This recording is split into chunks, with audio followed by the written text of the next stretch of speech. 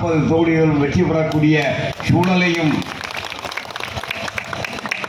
ஆணையாக பிறப்பித்து இன்று இந்த இயக்கத்தை கட்டி காப்பாற்றி வருகின்ற சேலத்து சிங்கம், தன்னால் தங்கம், நம்முடைய அங்கம், இதயத்து மன்னன் எடப்பாடியாருடைய ஆணைக்கிணங்க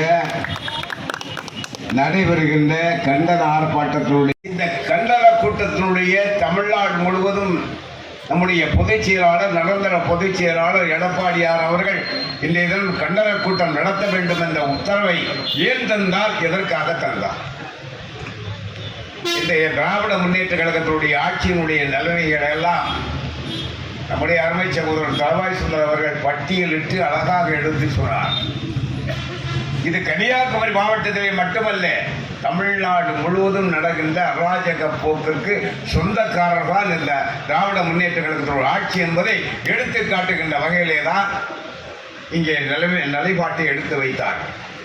என்னுடைய அருமை தோழர்களே, பல்லாவரம் சட்டமன்ற தொகுதி, சென்னை அடுத்த பல்லாவரம் சட்டமன்ற தொகுதியில ஒரு பேரழிவுக்கு சொந்தக்காரன் கருணாநிதி என்ற சட்டமன்ற உறுப்பினர், திராவிட பேரியக்கத்திலே தன்னை இணைத்துக் கொண்ட சட்டப்பேரவை உறுப்பினருக்கு சவால் விடுகின்ற கோபாலபுரத்து கொள்ளைக்காரன், அமாவாசை இரட்டையை வந்த அதிசய தலைவன், காகிதப்பூ கதாநாயகனுடைய பெயர் கொண்ட கருணாநிதி என்ற பெயர்.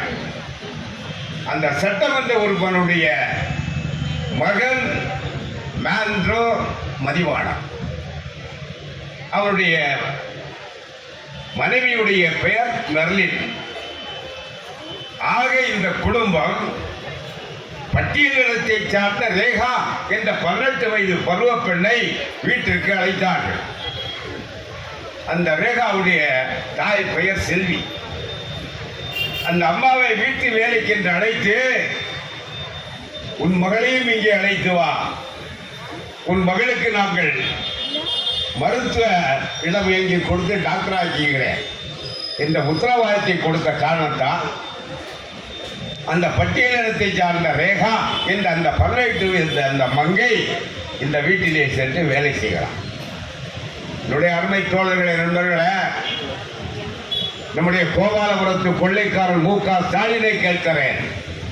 தமிழகத்துடைய முதல்வர் என்று அறைகோலோடு சொல்லிக் கொண்டிருக்கின்ற என்னுடைய அருமை தம்பி ஐயாத்துரை அவர்களே, உன்னுடைய சட்டமன்ற உறுப்பினர் திராவிட முன்னேற்ற கழகத்தை சார்ந்த கருணாநிதியுடைய பையன் அந்த பட்டியலின பெண்ணை அழைத்து அதை அரை நிர்வாணத்தோடு நிற்க வைத்து சூடு போட்டு உடம்பெல்லாம் சூடு போட்டு அந்த பெண்ணை அச்சுறுத்தி ஆபாசமாக திட்டி கொலை மிரட்டலோடு வன்முறை கொடுமை செய்த அந்த குடும்பத்தை மு க ஸ்டாலின் பார்த்து கொண்டிருக்கிறாரே, இதற்கு காரணம் என்ன?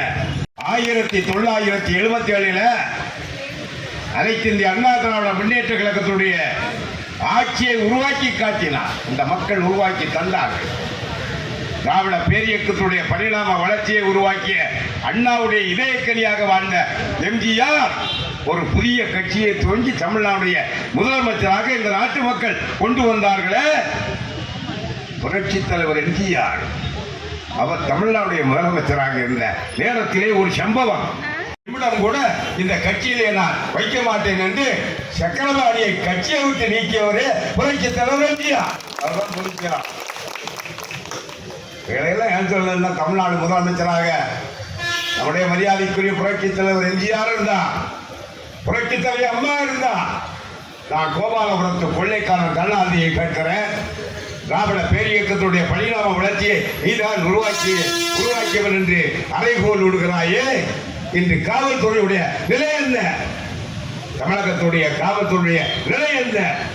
என்னுடைய அருமை சகோதரன் பிரதமர் எடுத்து சொன்னார்களே, அந்த காவல்துறை இன்று மு க ஸ்டாலினுடைய ஏவல் துறையாக இயக்கப்பட்டு வருகிறது. நீங்க என்ன காக்கி ட்ரெஸ் போட்டிருக்கீங்களா? ரோட்ல வண்டி நின்னா வீல்ல போய் சங்கிலியை போட்டு மாட்டிக்கிட்டு போயிருக்கீங்க. ரோட்ல ஒரு காரு கட்சி கொடி கட்டுறது, நம்ம கட்சி கொடி கட்டுற காராக இருந்தாலும் பரவாயில்ல, என் வீட்டுக்கிட்ட யாராவது நம்ம கட்சிக்காரன் நம்மளை கொண்டு இறக்கி விடுவான், விட்டுட்டு அதில் விட்டுருப்பான், ஒரு டீ சாப்பிடன்னு போயிருப்பான். அவன் வீட்டில் வந்து சங்கிலியை போட்டு கொண்டு போயிடுறாங்க சார். எப்பா ஒரு வீடுக்கே இந்த நிலையம்டா. உன் காவலாளி அடித்து துன்புறுத்தப்பட்டாங்க, என்ன நடவடிக்கை எடுத்தீங்க? நான் காவல்துறை அதிகாரியை கேட்கிறேன், ஆணைகளை கேட்கிறேன், கண்காணிப்பாளரை கேட்கிறேன். ஒரு ஐயாடா ஐயாடா ஐயா என்று சொல்வதே தப்பில்லை. ஆனால் அதிகாரத்தோடு இருக்கின்ற காவல்துறை அதிகாரியை கேட்கிறேன், நீ கையில் என்ன வைத்திருக்கிறாய்? கைது செய்தாயா?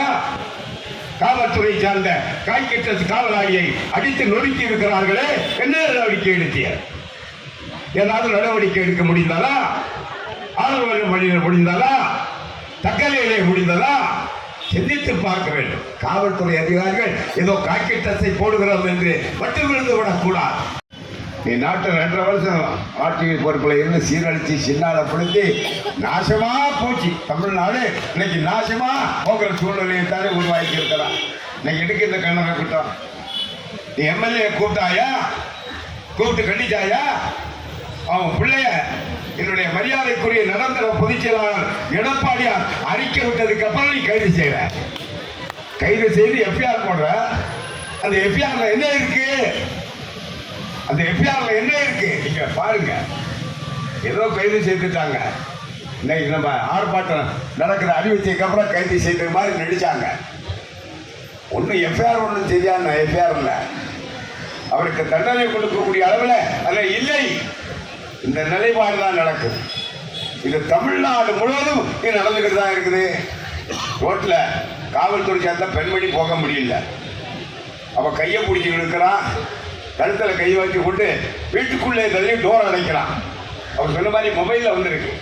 நான் வாட்ஸ்அப்பில் பார்த்தேன். ஒரு காவல்துறை ஏட்டம்மாவை ஒருத்தர் ரோட்டில் போனவன் ஒரு ரவுடி பையன் பைக்கை நிறுத்திட்டு கையை பிடிச்சி எடுத்து ஒரு வீட்டுக்குள்ளே கொண்டு அடைச்சி அந்த பெண்ணுக்கு உடம்புல இருக்கக்கூடிய நகைகளை எல்லாம் எடுத்துக்கிட்டு மூக்கில் வச்சு குத்துறாய்யா. அது வருது. நீ காவல்துறை என்ன மண்ணா கட்டி பிடிக்கிட்டு இருக்க? காவல்துறை அதிகாரிகளை தயவு செய்து சிந்தித்து பாருங்க. நீங்க ஒரு ஆட்சிக்கு அடிபணிய வேண்டியதுதான், ஆனால் அடிமைகளாக இருக்கக்கூடாது. ஒரு ஆட்சி பொறுப்பில் நீங்கள் இருக்கலாம், ஆனால் அந்த ஆட்சிக்கு நோக்கம் செய்கிற அதிகாரிகளாய் நீங்கள் மாறக்கூடாது என்பதை தான் இந்த நேரத்திலே நான் பணிவோடு எடுத்து சொல்லுகிறேன். செய்திகளை உடனுக்குடன் தெரிந்து கொள்ள நமது அம்மா இணையதள தொலைக்காட்சியை சப்ஸ்கிரைப் செய்து அருகில் உள்ள பெல் ஐகானை